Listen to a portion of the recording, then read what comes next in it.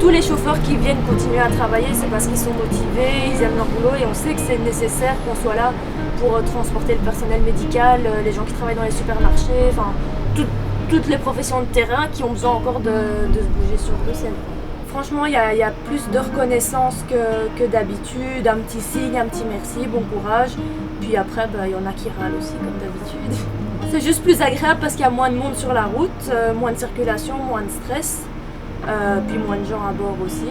J'ai pris le bus pour aller à un rendez-vous chez mon médecin traitant. Mais j'ai entendu qu'il fallait les distances dans les bus et je trouve que c'est très bien ce qu'ils font pour tout la maladie qu'il y a. Maintenant, dans le tram, en fait, il y a des croix. Il y a des croix pour dire tu peux t'asseoir sur cette chaise, tu peux pas t'asseoir sur ce siège. Et il y a des gens, ils respectent pas ça. Les croix non plus, ils respectent pas. Donc voilà, quoi.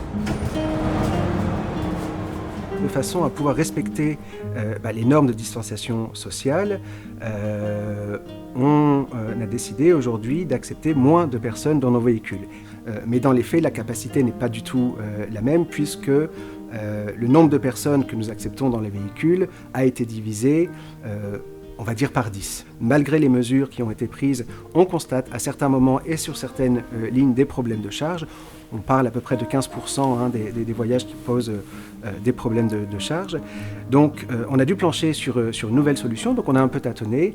Et l'idée, alors c'est un peu technique, ça a été de revoir les temps de parcours. Imaginons que pour aller d'un point A à un point B, le véhicule d'habitude nécessite 60 minutes. Aujourd'hui, parce que le trafic a fortement chuté, le temps nécessaire pour effectuer ce même trajet n'est de 45 minutes. Ça veut dire que finalement, dans un temps de 60 minutes initiales, on est capable d'assurer un quart d'offres supplémentaires. Malgré le fait qu'on ait adapté l'offre depuis lundi, qu'on ait augmenté l'offre de transport depuis lundi, on observe encore malheureusement des surcharges, certaines surcharges à certains endroits de la ville et à certaines heures.